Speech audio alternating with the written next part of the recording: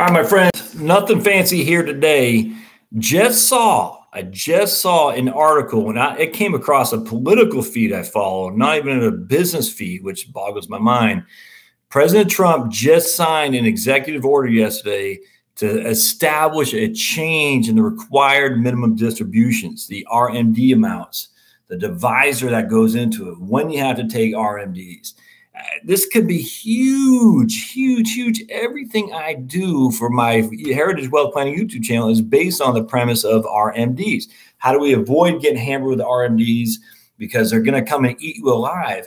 And if Trump's executive order, if it comes to fruition and he signed it saying for the Department of Labor to look at the rules and change them accordingly, I can't believe this isn't front page. I'm stunned.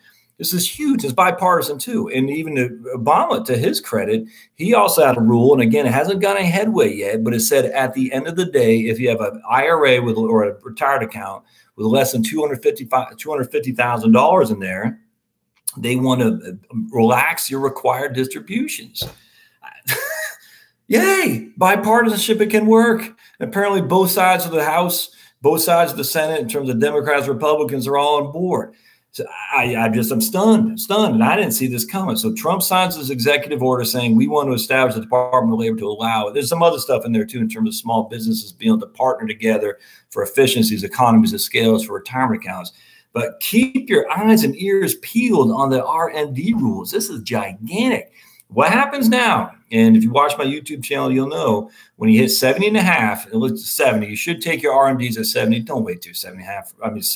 Don't wait till April 1st of the year after you turn 70 and a half. Don't do that. And the reason for that is because then you got to take two in that same calendar year, and it's going to increase your taxes. It's going to increase don't do it. Once you hit 70, take your RMD. Don't wait until the following year. I've never understood people do that.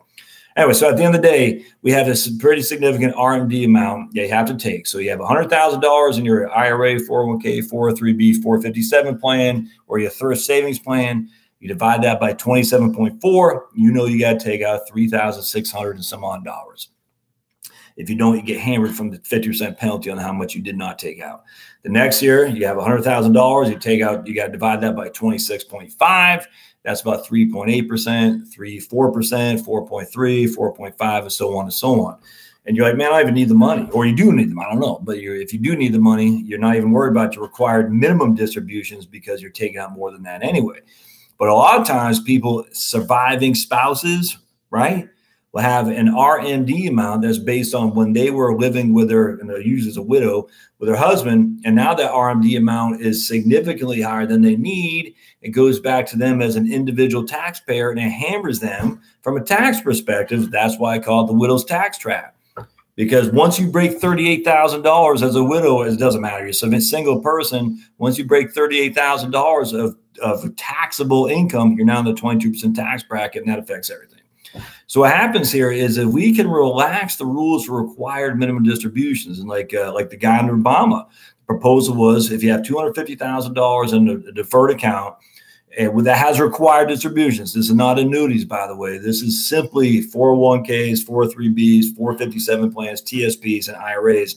If you have $250,000 or less, we're going to relax the rules. Now, it hasn't come into order yet. It's just an executive order telling the DOL, Department of Labor, to look into this. It hasn't been, there's no law about this yet, but it's coming. It's coming down the pike.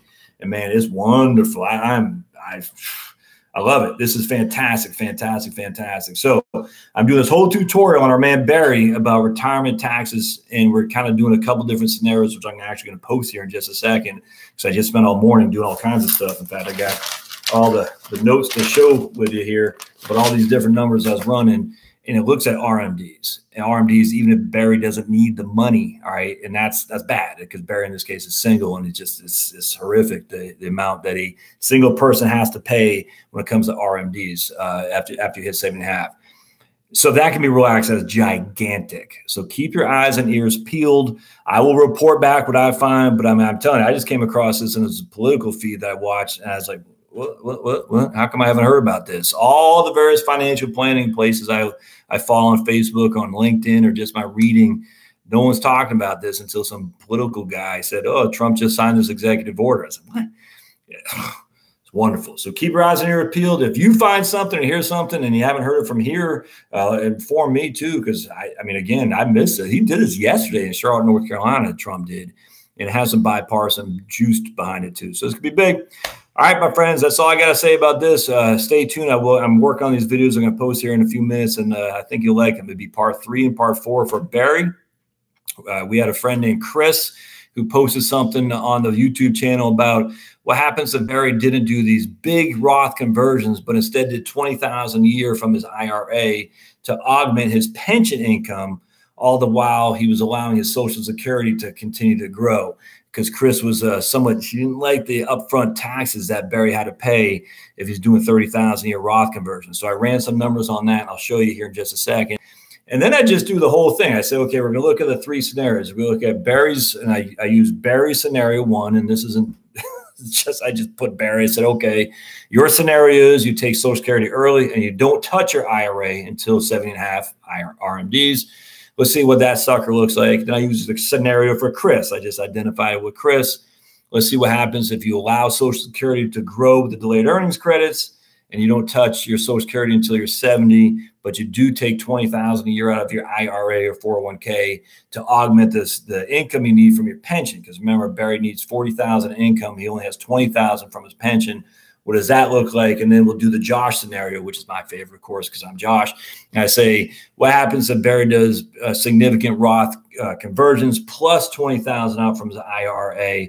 What does that look like in that regard? And let's just say I win, but it's all good. The thing about all this stuff, my friends, we're using this in a vacuum. And I guarantee no matter what strategy you use or whoever does it, it ain't going to work like it does there. I just know that for a fact. Why? Because we're using a straight linear rate of return. We're saying 7% rates of return Barry's going to get between now and the day he goes through his greater reward. It doesn't happen like that. The markets go like this. You're still pulling money out when the markets sometimes are down, sometimes are up. It boggles my mind how many people get wrapped around this big financial plan like this big and say, oh, my financial plan said this. Screw that. Your financial plan is a 1-year thing. It says at the end of the day, I got a financial plan today. It looks pretty good for the following year. You revisit it. You say at the end of the day, it looks pretty good for the following year. You have enough what if to cover your butt if a big emergency happens. But I don't understand this. And it's stupid. Our industry's fault. We give this big leather folder. We come up there all hoity-toity. So here's your financial plan. And you're like, I don't know, what the hell? You just put it on your bookshelf and never see it again. And the guy says, oh, you're good to go because we're using a scenario for 35 years hence. Just crazy. So don't be that. Don't do that. And so even what I show you in my set spreadsheets, I mean, you have to start someplace. So I say Barry's going to get 7% a year. I don't think that's swinging for the fences. I don't think it's anything unreasonable. But the problem is I'm going to get 7% a year because money's coming out.